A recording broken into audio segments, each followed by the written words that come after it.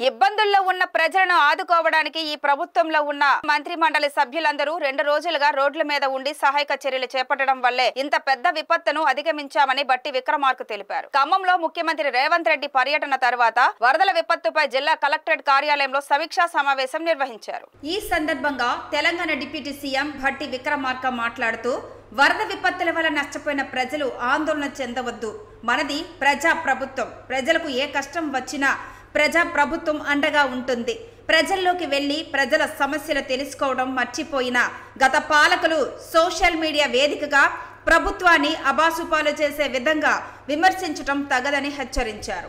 ఇబ్బందుల్లో ఉన్న ప్రజలను ఆదుకోవడానికి ఈ ప్రభుత్వంలో ఉన్న మంత్రి మండలి సభ్యులందరూ 2 రోజులుగా రోడ్ల మీద ఉండి సహాయక చర్యలు చేపట్టడం వల్లే ఇంత పెద్ద విపత్తును అధిగమించాం. భారీ వర్షాలపై రాష్ట్ర ప్రభుత్వం హై అలర్ట్గా ఉండటం వల్ల ప్రభుత్వ ప్రధాన కార్యదర్శి వీడియో కాన్ఫరెన్స్ ద్వారా కలెక్టర్లను ముందస్తు అప్రమత్తం చేయడం వల్ల ఇంత పెద్ద ఉపద్రవం వచ్చినప్పటికీ పెద్ద ఎత్తున ప్రాణ నష్టం జరగకుండా చర్యలు చేపట్టామని స్పష్టం చేశారు. నేను అనుకుంటా బహుశా గత 10 ఏళ్ళుగా ఎప్పుడు చూడలే క్షేత్రస్థాయిలో మంత్రులు ఈ రకంగా వెళ్ళి అక్కడే నిలబడి అక్కడే కూర్చొని పనిచేయించినటువంటి సంఘటనలు.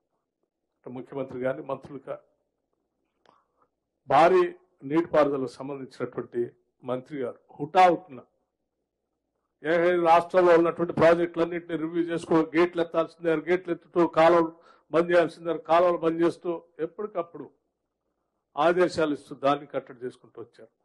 రెవెన్యూ శాఖ మంత్రి గారు నిన్న రాష్ట్ర వ్యాప్తంగా ఉన్నటువంటి అధికారులు అందరితో చీఫ్ సెక్రటరీ గారిని కూడా కూర్చోబెట్టుకుని రిలీఫ్ మెజర్స్ గురించి రివ్యూ చేసుకుంటూ వచ్చారు. వ్యవసాయ శాఖ మంత్రి గారు నేరుగా అక్కడ కూర్చొని ఆ నీటి ఒడ్డును కూర్చొని ఒడ్డును కూర్చొని తీసుకున్నటువంటి చర్యలు. అట్లాగే పార్లమెంట్ సభ్యులు జిల్లా అంతా తిరుగుతూ, అంటే ఈ రకంగా నేను ఎందుకు చెప్తా ఉన్నానంటే ఈ రకంగా ప్రజాప్రతినిధులు కానీ మంత్రులు కానీ అధికార యంత్రాంగం కానీ పెద్ద ఎత్తున కృషి చేయబట్టే ఈరోజు ఇంత పెద్ద విపత్కరమైనటువంటి పరిస్థితి వస్తే కూడా తట్టుకొని ఈరోజు రాష్ట్ర ప్రజలు మనం కాపాడుకోగలిగే వాళ్ళ ప్రాణం. వీటన్నిటినీ చేస్తూనే మళ్ళీ తిరిగి నిర్ణయం తీసుకొని క్షేత్రస్థాయిలో ప్రత్యక్షంగా చూడాలని హైదరాబాద్ నుంచి వాతావరణం అనుకూలించకపోయినప్పటికీ హెలికాప్టర్లు నిజంగా ఆ బ్రిడ్జి పై ఉన్నటువంటి 9 మందిని రక్షించడం కోసం ముఖ్యమంత్రి గారు కానీ లేకపోతే మంత్రులు కానీ అందరూ అన్ని రకాలుగా అన్ని నేవల్ బేస్లు అందరితో మాట్లాడి హెలికాప్టర్ ఫ్లై చేయించాలంటే ఆ ఫ్లై చేయాల్సిన బేస్ దగ్గర వాతావరణం అనుకూలించట్లేదు, ఖమ్మం దగ్గర ఇక్కడ వాతావరణం అనుకూలించట్లేదు. డిఫెన్స్ అధికారులు కూడా చివరికి నిస్సహాయంగా అశక్తిని వ్యక్తపరుస్తూ వాళ్ళు చివరి వరకు ప్రయత్నం చేశారు, సాధ్యం కాలేదు. అయినప్పటికీ కూడా రాష్ట్ర ప్రభుత్వం ఏదో రకంగా ప్రత్యామ్నాయ మార్గాలు ఎత్తుకొని వాళ్ళు రక్షించే కార్యక్రమాలు చేసింది.